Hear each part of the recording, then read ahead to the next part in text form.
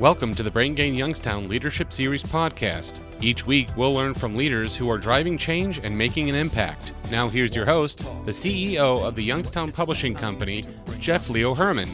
I got the courage in me. Let go and let it release. Don't stop from feeling it. It's time for me to break the stone. I have the pleasure today of introducing our guest on the Brain Gain Youngstown Leadership Series podcast, Ms. Sarah Boyarko. Sarah is currently the Chief Operating Officer of the Youngstown Warren Regional Chamber, and she also has another full-time job. She's the Senior Vice President of Economic Development for the Chamber. She's extremely busy, and we carved out some time and had a pretty deep and interesting conversation around economic development and what we can do to put our best foot forward to grow our regional economy. And I was very impressed by the role of servant leadership and her philosophy on servant leadership, and really always doing what's best for the team and doing what's best on behalf of the company she's working with, both to attract and retain. So thank you for joining us today, and here's Sarah.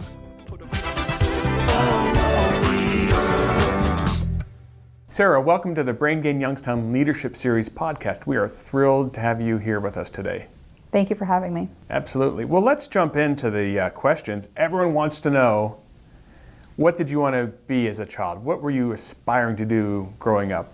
So I don't know that I recall ever having an interest in a specific career growing up. I was a pretty active child, and I think that one day it might have been a teacher and the next day it might have been something else. I do know that growing up I very much enjoyed opportunities with my parents volunteering or being active in the community.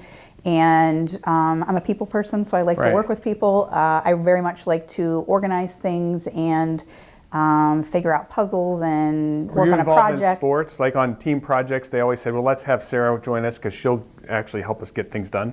Well, I don't know if that occurred, but we did play soccer and softball and different things growing up like that, yes. Did you thrive in that team-based setting, that collaborative setting? So oddly enough, I think I have maybe changed as an individual in the team approach from individual work. So I would say, that student that would volunteer to do the whole project because I wanted it to be done a specific way. I have somewhat of a type A personality and wanted for it to be done on time. So I would volunteer to do all the work. I know that that's not a realistic approach today, and those are, some things that you learn over time. And I think that my team approach and style of leadership has changed over time. Okay, so there is hope for type A personalities. Absolutely. Because the I'll do it, I want it done my way, it's a certain way. Those are great traits and characteristics when we're younger, right? Sure. And even when we see children or students these days that are taking charge, taking command, taking the entire project, that's great, but that's probably not something that plays well longer term, correct? It doesn't. I think there needs to be a nice balance. And I think that what I've discovered over time in maturing as an individual and maturing through my career is there are, things that have to be done together, and taking the approach of working with your peers and your colleagues is always going to have the best outcome. Is there someone in your life that's influenced you over time, a memory that's stuck with you? Like, for example, my produce manager, Matt Fish from Giant Eagle in Brookfield, when I was in 12th grade, I think, taught me a lesson that to this day, Matt Fish has no idea that I think about him often. Do you have anyone like that in your life? I think if we look back at growing up and our experience in school, whatever the grade was, we all probably have impactful teachers over the years, maybe for a variety of reasons.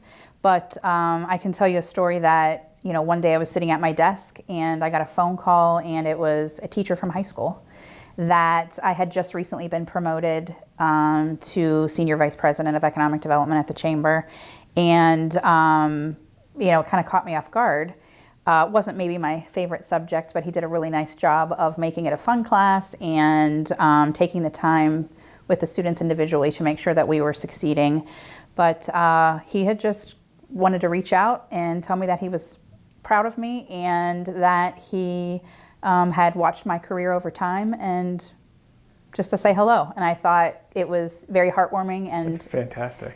Yeah. And he feels that makes him feel good as well. So the role of educators in our lives, you have no idea, or they potentially have no idea that a student that potentially is just sitting there in a classroom, one of 20 to 30 that given year, could go on to do great things. And the role of those educators in our lives, that lasts, it's forever. So that they play Absolutely. an important role in kind of how we develop as professionals, for sure. Absolutely. And I think, as a child, it's taking the time with the student and really connecting with them. And I think that there's a whole variety of other teachers that I think did take the time to do that, or guidance counselors and things like that. But that was just a small example of I thought it was Nice. a touching experience. Absolutely. Okay, so did you have anyone you looked up to as a child? Who did you want to model, say, an adult, a teacher, some type of career person? So I would say one of the things that will maybe be a part of the outcome of our conversation today is I've really tried to be a sponge and capture a lot of input from adults and or individuals, my peers. As a child, I would say naturally I would obviously include my parents in that. My mom and dad were always very encouraging of how we went about individually to my siblings and myself, how we went about selecting a career and what educational institution we went to. There was never, that I recall, a mandatory you need to go to college, but you need to be educated in a skill or a trade, and you need to be able to take care of yourself, you need to be a productive part of society. All of those things occurred. I think that all of that was very helpful to us. My parents were business leaders in the community growing up, restaurateurs for many years, and that's where we worked. That's a tough business. It right? is. It's very time consuming. None of us, late nights. my siblings and none of us are doing that work today. Oh, it's right. very time consuming, but a very good lesson on work ethic and customer service, how important customer service is. And I think all three of us took away a whole variety of experiences growing up and working with our parents. That's a very hands-on type of pursuit, correct? I mean, Absolutely. If the dishwasher doesn't show up, someone's going to wash the Sure. dishes still, right? Absolutely. And those were some of the things that, if another employee was unable to come in or called off, we were the first ones to go in. And as a teenager, it's not maybe something that you want to hear, but as an adult, you look back and think that was the right lesson that my parents taught us. We had to, get up out of bed on a Saturday and go in and cover whatever shift that was. So Right. yes. Right.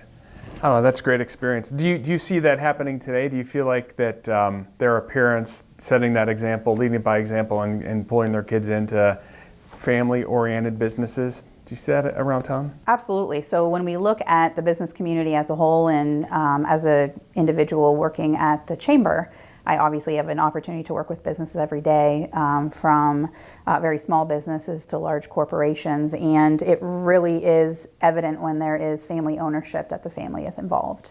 So there are always trade-offs between family ownership, right? It can be fantastic, but then bad at the same time. Sure, Thanksgiving dinners can get awkward.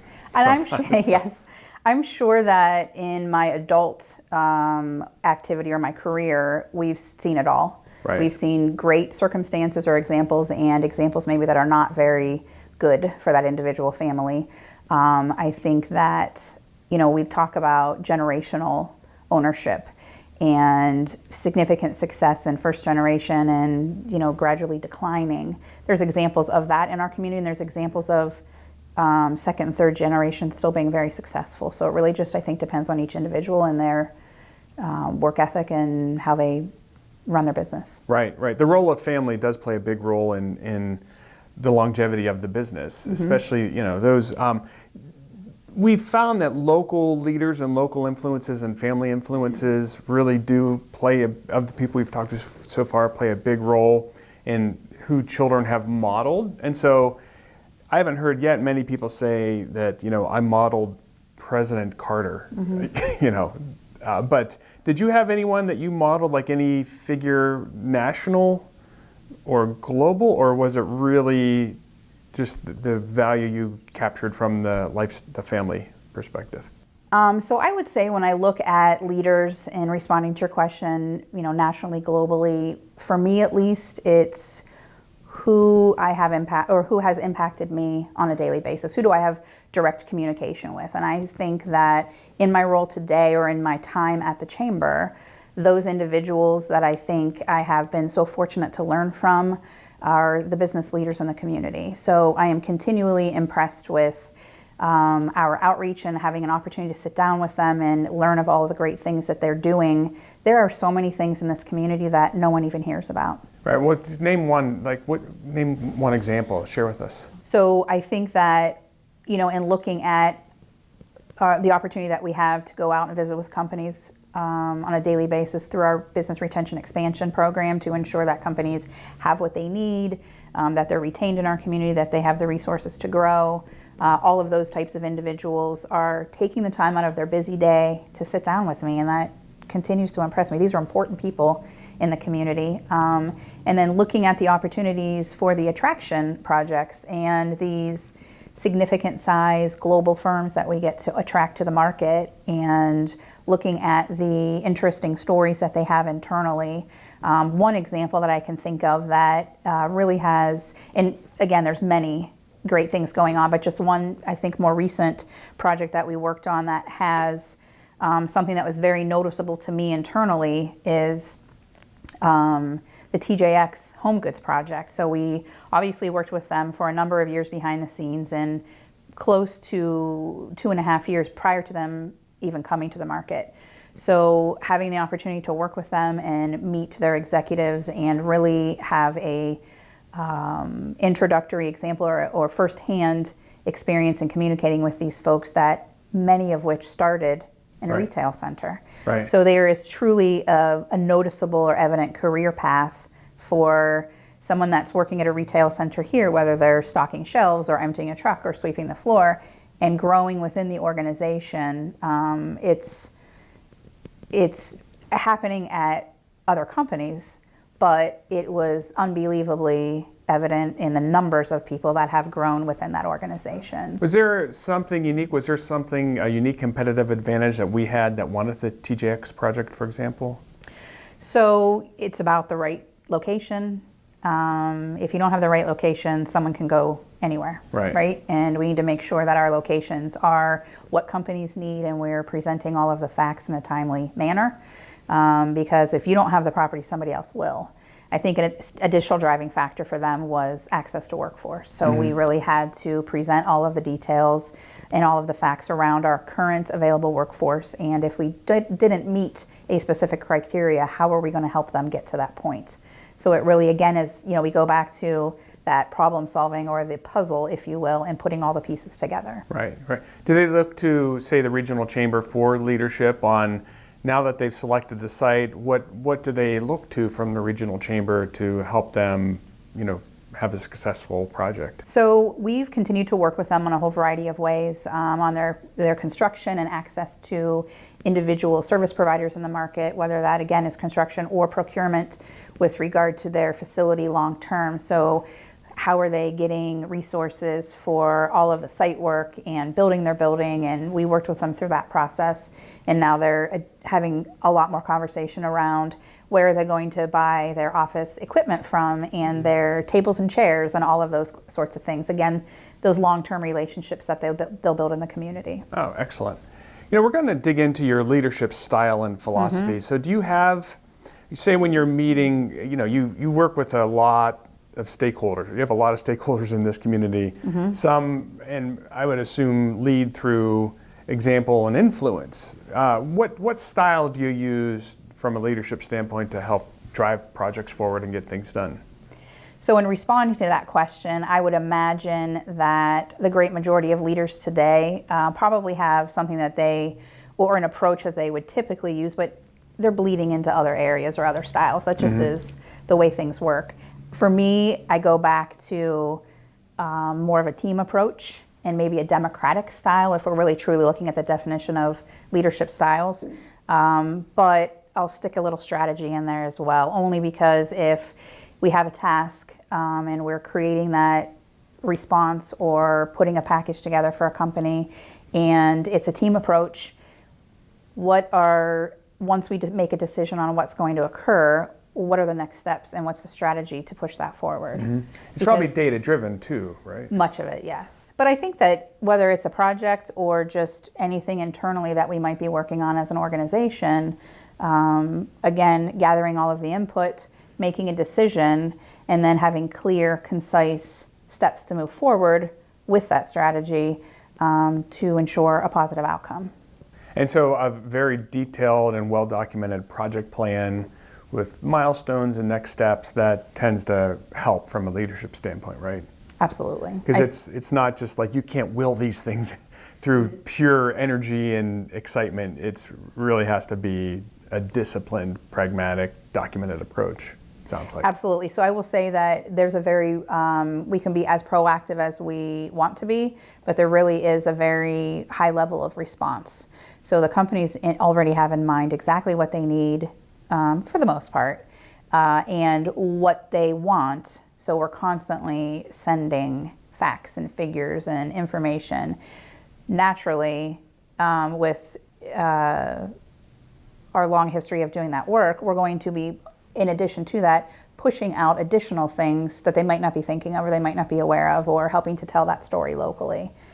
And that, again, is on an economic development project side of things. So it's a little bit different. If we're doing, a project internally here at the Chamber, let me think of something, the Opportunity Zone Prospectus that Lauren Johnson led in our organization, and we did partner with some of our economic development peers to create that.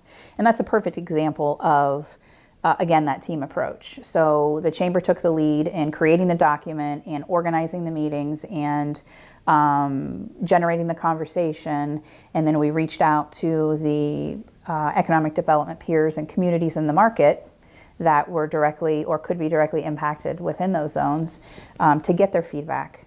What would they like to include? So we created a strategy around that. How was that going to happen? What questions were we going to ask? How are we going to generate the interest and or feedback from those individuals in the community? And then putting it all together in one comprehensive piece. So there's less selling, right? So you really, I'm kind of hung up on this. Can you really sell in this area of economic development, or the data speaks for itself and it's really about the strategy and the collaborative effort and just the progress, right, together, right? So you really can't, it's not a pitch, if you will, right? So I have to get that. No, there's word out of my- 100% opportunity to sell. Okay. Absolutely. So spinning is such that but it's data driven, right? And it's locations are locations, right? And logistics are logistics. So you really can't spin that out. It's just interesting trying to tease out the role of. Well, I think it's more of doing our homework here locally and reaching out strategically. It's not just a throw it out and see what sticks by any means. You're wasting time and money doing that. Right. It's who's already here and who's not here. Where are there missing or where are there holes in supply chains? So if we look at a specific industry, who's not here yet? And can one of our local companies fill that hole, or maybe two companies partnering to fill that hole? Or are we going to utilize our business leaders to partner with us and go out and try to attract that here? So if I use an example of, you've got an end product and there's a painting component to it, right? So we have the raw materials, we have the manufacturing here, it's going across the country for painting, very generic example obviously, Right. across the country for painting and then coming back here for assembly and distribution. That makes zero sense. Right. So how do we get that other component here? Because no one else is doing it yet. So our role, one of our additional roles at the Chamber is, that business-to-business matchmaking, whatever that might look like. So can we bring some business leaders together within that industry and say, does anyone want to take this on? Right. Can we help you take this on? Do two of you want to partner? Or will you partner with us to go see if that company will invest in our market? So that macro that's- view gives you that perspective to bring folks together. Absolutely. And fill So gaps. if the supply chain, the closer the supply chain is, the more productive the company can be, the more money that they can invest in their business, the more money they can save, the more people they can hire. So it all is connected. So Sarah, I want to clarify something. Sure. As someone representing the business community, the role of sales and salesmanship, that could be dangerous, correct? Like overselling could be dangerous when you're working with a prospective organization. Sure. So I Does that think, happen? well, there certainly is an opportunity to sell our market, and that's what we do every day. I really never thought of it that way, and I've had a gentleman that I got to work with on a project in the past that had said, you know, you're really good at sales. And I said, I'm not a salesperson. In my head, and I'm thinking, well, yes, that is obviously a major part of what I do. I think that there's got to be, again, that balance of sales, but with factual information. Right. So there are circumstances or examples over the years in working on projects where I have seen other communities lose deals because of the overselling or the inaccurate information presented. Thankfully for us, it came here. But that's why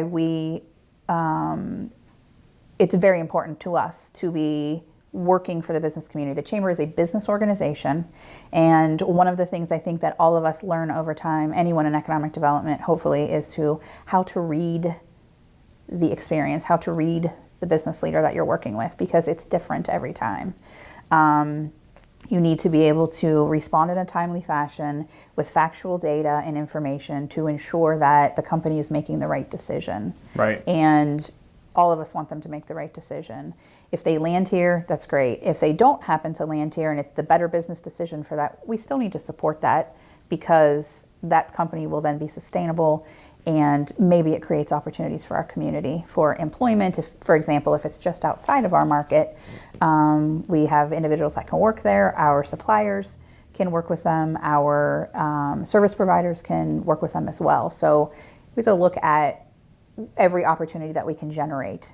Right. So there are downstream effects, positive effects, Absolutely. right? If someone chooses Portage or Summit County, that's not too far away. And right. so, And that has happened over the years. There's been a time or two, and I'll use Western Pennsylvania as the example. There's been an occasion or two where the company just could not come here. There was not a property that met their needs, and I slowly felt it slipping away. So we made the decision to make an introduction one step out. So if you're not going to come here, let's talk about who we can introduce you to in our surrounding area.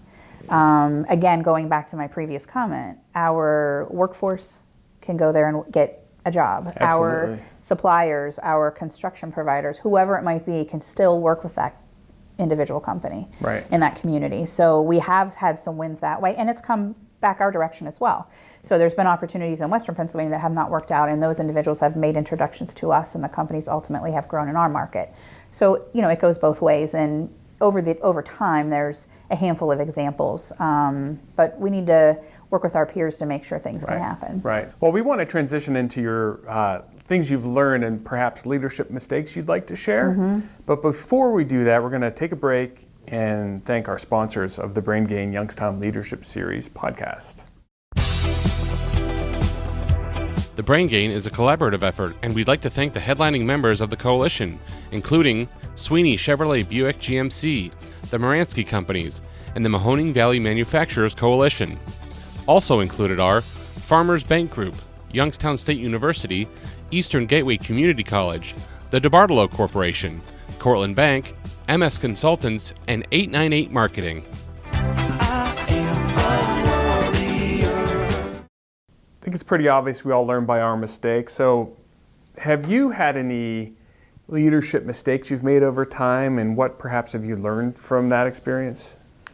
So, you know, I don't know that I would consider this a mistake, but it definitely is something that I learned over time. And I go back to me mentioning that I sort of had that type A personality, and as I've gone through my career and understanding that I cannot do it all, transitioning as an individual into more of a collaborative team approach, I think, is something that I've learned over time, and it probably did hinder me or hinder things for me prior to where I am today. But that's part of maturing and part of getting older.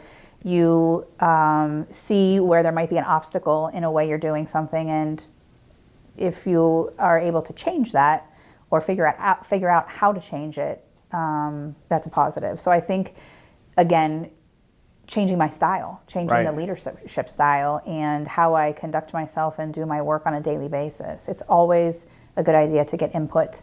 And like I said, you can't do it all. So instead of like taking over and saying, this is the way it should be done, perhaps revisiting it with the individuals and to say, well, let's take another approach, but how about maybe suggesting some different approaches, leaving it out there, not providing too many clues. Like, how many clues do you provide to help them? Do you want them to get there independently, or is it more or less, well, if we did A, B, and C, then that'll satisfy the I think demands? it really varies depending upon the individual project that you're working on. And if it's an internal organizational project, a leader needs to know, and maybe all of us don't all the time, but they need to know the room. We talked about reading people. They need to know what is the ultimate goal and how do we go about getting there. So I think that is a major part of it. And some cases it is going to be starting out feeding some information or just, a blank slate and doing a good brainstorming session. So we do a lot of that at our organization. Where's your whiteboard, Sarah? I don't have, somebody else has one. Okay, that's good, see? Keep your office clean. We have multiple ones throughout the office. I didn't have as much wall space in here because these wonderful windows. It's very well decorated, but the whiteboard, that's where it all happens, right? Absolutely. That's good. Yeah, I spend too much time in front of a whiteboard and sometimes almost enjoy it to a point where there he goes again with the whiteboard.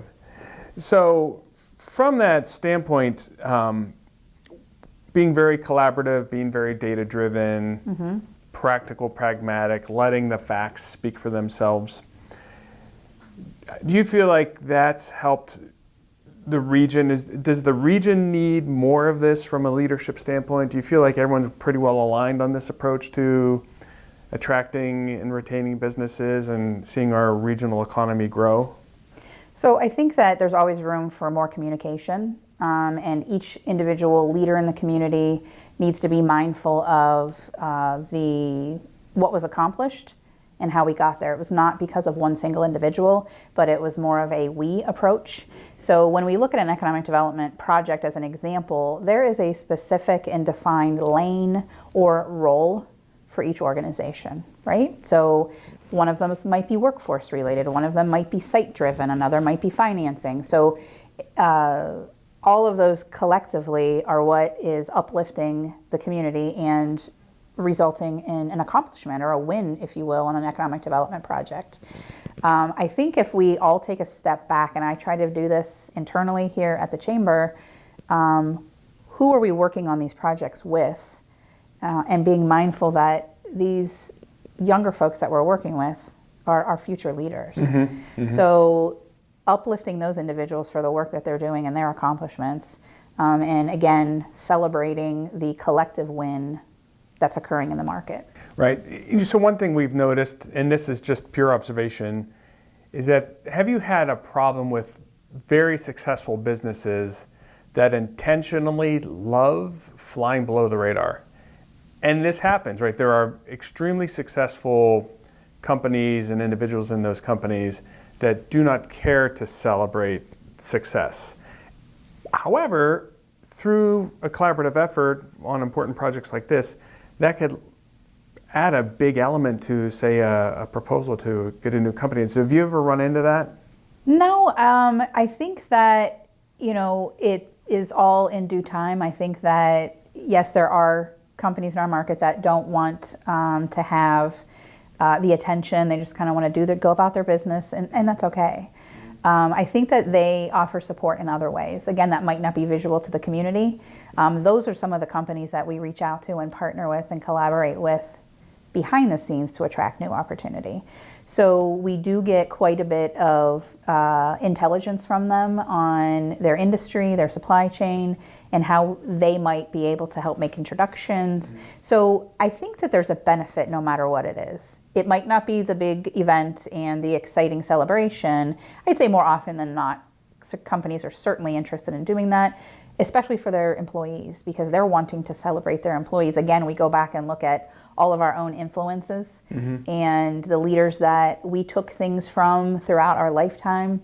And these individuals that are working for them, again, are going to be their future leaders within their company possibly. So there is definitely an interest in celebrating their employees. We actually have companies in our market that purposely have picked Saturdays for events to celebrate their expansions or their new projects so they can include their whole families. Right. For their employees. That's nice. Ohio Star Forge is a perfect example of that. They have been strategically growing over many years, and the last few years have selected to have their events on a Saturday so the employees can invite all their family members. It just is a very nice approach. Right. No, agreed. I heard the word communication.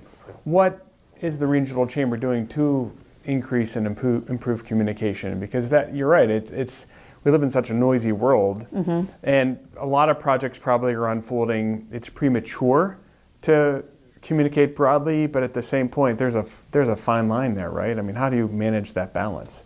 So I think that I'm thinking of a few different responses when we're talking about communication. So with our peers, we're communicating with our peers every day. So the folks that we work with on those projects, there's conversations every single day, multiple times a day. Again, some of that might not be seen visually, but as some of those things come together. When we talk about communication with the companies and what the companies want to do and whatnot, the companies, it's their show.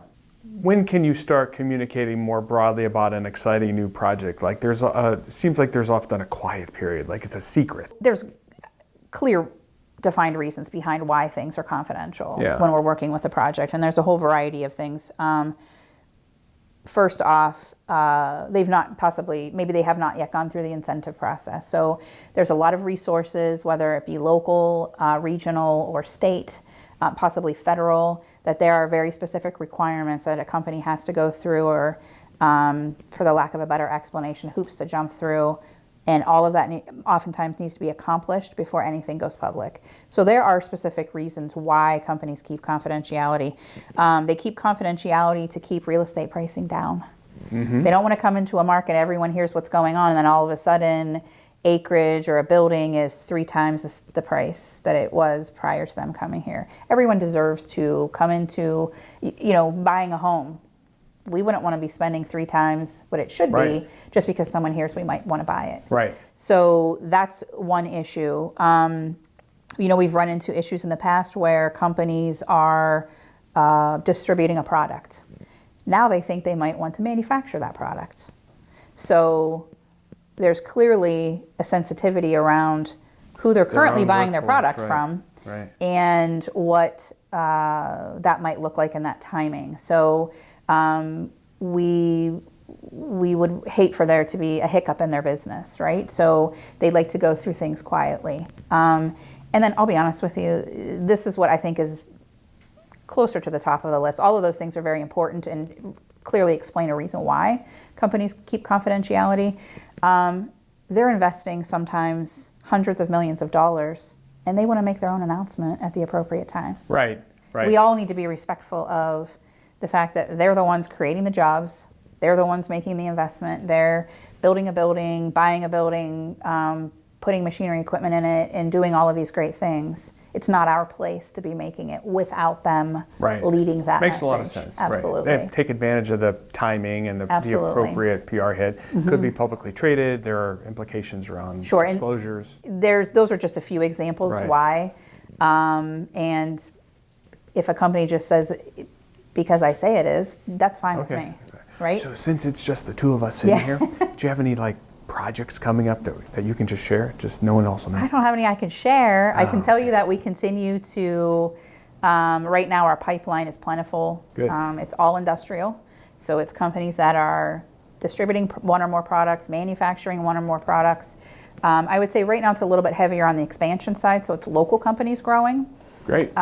We do have a few attraction projects in the mix.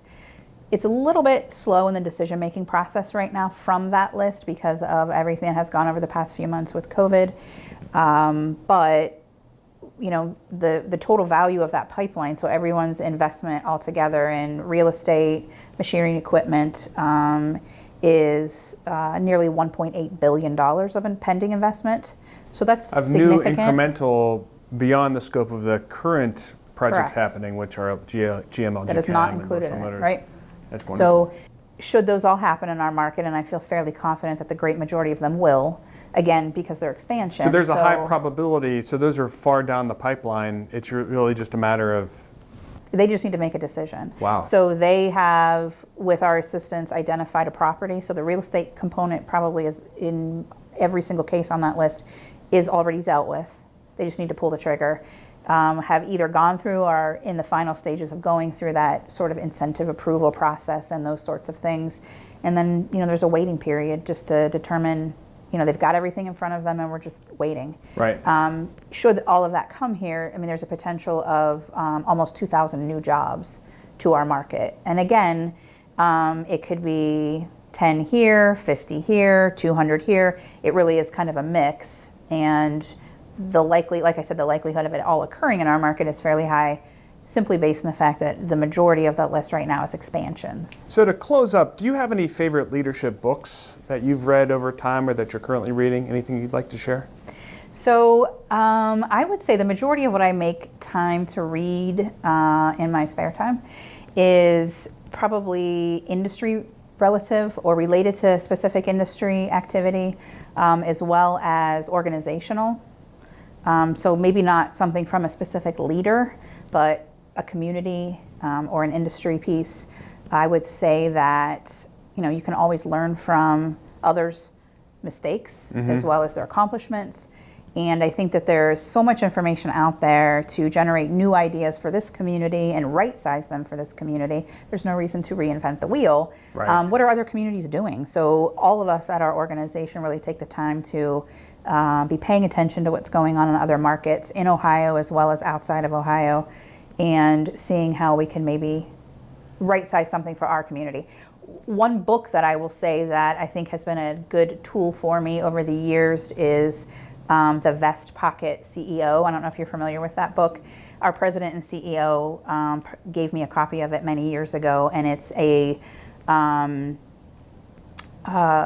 tangible resource for a whole variety of business issues that you might come across as a leader, and they're giving you actually real life examples. So how did company X get through this issue? And it's really kind of a neat thing. So again, it's not maybe a specific example that, here's Sarah, here's the answer. Yeah. But it's reading how someone got through a business issue, marketing issue, personnel issue, whatever it is, and how do you relate that to your business Excellent. on a daily basis? Excellent.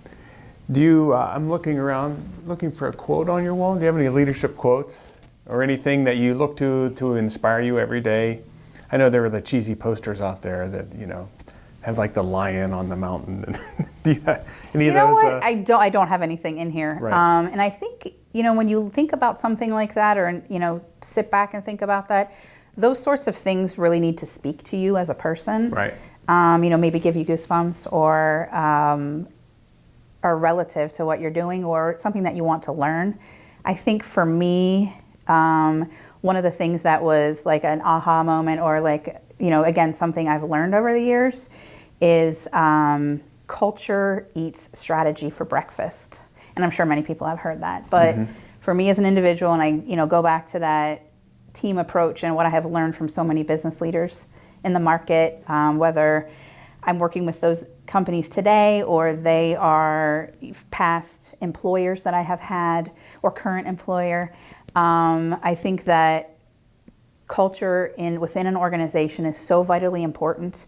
You could have the best strategy in the world, right, or multiple strategies within your company, and if you don't have a good culture, you're never going to succeed, or you're never right. going to be able to move forward with those strategies. You're going to continue to stumble and take steps back. So I think, again, this is a business, and we need to make sure that individuals are understanding of the approach, but I think you can have a really good work culture and that team approach and be excited to come to work every day, and you need to figure out how you do that for your employees. Excellent. Sarah, thanks for joining us today. Absolutely. Appreciate your time. Thank you.